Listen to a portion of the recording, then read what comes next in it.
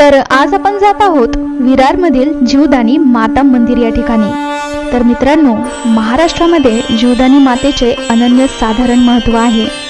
आज आपण या व्हिडिओमध्ये जाणून घेणार आहोत की ही जीवदानी माता या सातपुडा पर्वतावर आली कशी काय, या मागची कथा आज आपण जाणून घेणार आहोत। मातेचे चमत्कार पाहून इथे येणारा प्रत्येक भक्त हा खाली हात कधीच जात नाही, या मागची गोष्ट आज आपण जाणून घेणार आहोत। चला तर या व्हिडिओला सुरुवात करूया। तर मंडळी, आता आपण इथे पोहोचलेलो आहोत जीवदानी देवी देवस्थान, आणि इथे जाण्याच्या आधी आपण इथला इतिहास जाणून घेऊया। हे आधी जीवधन नावाचा किल्ला होता। तर सुमारे 1700च्या शतकामध्ये चिमाजी अप्पांनी हे किल्ला जिंकला आणि इथे मंदिर बांधले, आणि त्याचबरोबर तसेच पांडुपुत्र इथे राहण्याकरता काही दिवस आले होते आणि त्यांनी गुफा देखील इथे खोदले होते। तर आपण जाऊन बघूया की तिथे गुफा आता स्थित आहेत का नाही। आणि इथे सुमारे 1600 ते 1700 पायऱ्या आहेत, तर त्या पायऱ्या चढून आपल्याला वरती जायच्या आहे। चला तर मग जाऊया। तर आता आपण इथे रोपवेने जाणार आहोत, कारण खूप जास्ती पायऱ्या आहेत। तर इथे रोपवेचा तिकीट आपल्याला इथे मिळतं। तर मित्रांनो, आदिमाया शक्ती म्हणजेच जीवदानी माता या डोंगरावर आली कशी हे जाणून घेऊया। तर मित्रांनो, ही कथा मन आणि श्रद्धा लावून ऐकावी। जीवदानी मातेचे इतिहास हे 1000 वर्ष जुना आहे, कारण या ठिकाणी महाभारताचा देखील पुरावा दिला जातो।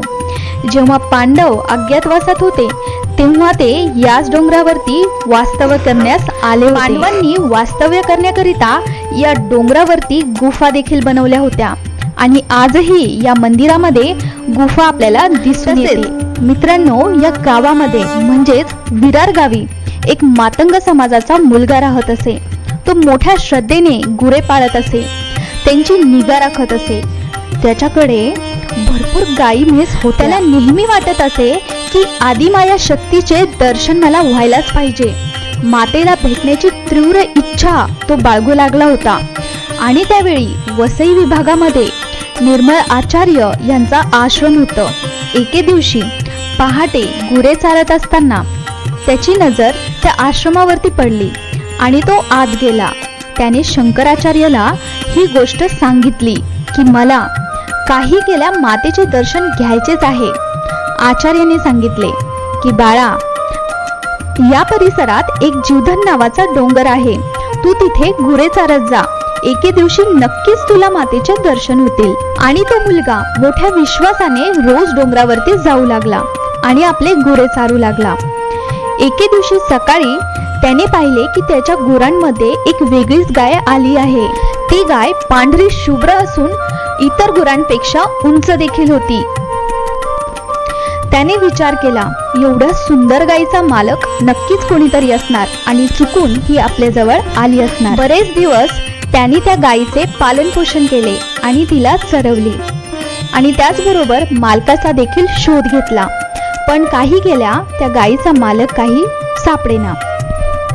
तर मित्रांनो, एके दिवशी सकाळी ज्या ठिकाणी गाय सापडली होती त्याच ठिकाणी त्यांनी मालकाचा बराच शोध घेतला।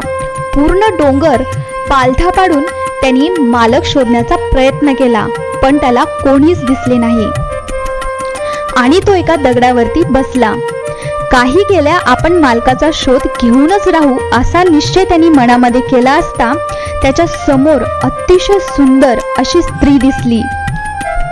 आणि हे दिव्य रूप बघून त्याला वाटले की हे नक्कीच देवी अविष्कार आहे।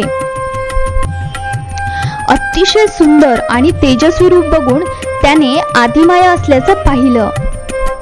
तर मित्रांनो, त्यावेळेस त्याने मातेला विचारलं, ही गाय तुमची आहे का? तर मातेने सांगितले, हो बाळा, ही माझीच गाय आहे। एवढे दिवस तू निस्वार्थीपणे माझ्या गायीला चारलंस, सांभाळलंस, त्या बदल्यात हा मोबदला घे। आणि हिरे जडीत सोन्याने भरलेला हंडा देत माता पुढे आली आणि माता म्हणाली, घे, याने तुझं घर चालेल, तुझ्या धनामध्ये बढोतरी होईल। त्यावेळेस तो मुलगा काय म्हणतोय मित्रांनो, मी तर हलक्या जातीचा आहे, क्षुद्र आहे, मला तुम्ही स्पर्श करू नका। आणि हे ऐकून त्याच वेळेस मित्रांनो, आदिमाया शक्ती त्या ठिकाणी लुप्त झाली। त्याच वेळेस मित्रांनो पुढे काय घडलं, ती अनोळखी गाय उंच डोंगरावर गेली आणि उंचावरून तिने खाली उडी मारली आणि प्राण दिला. आणि म्हणूनच मित्रांनो या डोंगराला जीवदानी असे नाव पडले. आणि अशा प्रकारे मित्रांनो आदिमाया शक्ती एका भक्ताला दर्शन देण्यासाठी या डोंगरावरती आली होती. आणि या ठिकाणी या मातेचे दिव्य भव्य असे मंदिर देखील आहे. जर तुम्ही जीवदानी मातेचे दर्शन घेतले असेल तर कॉमेंट करून नक्कीच कळवा.